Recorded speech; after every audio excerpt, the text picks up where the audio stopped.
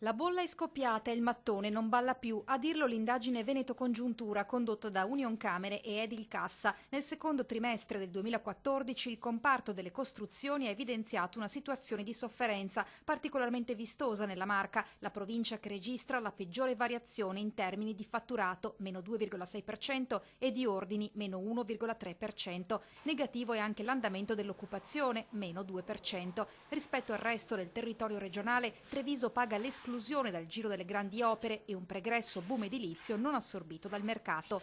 È anche vero che Treviso è un territorio che non è stato neanche coinvolto rispetto agli altri territori del Veneto in importanti interventi sui lavori pubblici. Abbiamo costruito molti immobili e naturalmente non siamo riusciti a coprire tutti questi immobili che abbiamo costruito. Burocrazia soffocante e credito ristretto fanno poi il resto. Purtroppo qui gli annunci non si concretizzano in opere cantierabili. Se lei vede ci sono 2 o 3 gru in tutto Treviso, pertanto pochissimo costruiamo. Rispetto allo scorso anno sono le ditte non artigiane a soffrire maggiormente, quelle cioè più grandi, che nel Trevigiano sono 200 con 5.000 addetti, imprese che dovranno ripensare il loro lavoro. La rigenerazione degli edifici che ci sono e anche ripensare al discorso dell'invenduto e riconvertirlo in un'altra cosa. Non ce la facciamo, ma devono darci una mano, sia banche, un po' tutto, aprire mutui, agevolare la gente e il lavoro, soprattutto il lavoro. Se la gente non lavora non può comprare. Il che invece è una priorità per l'economia. Solo dall'edilizia può ripartire questo Paese,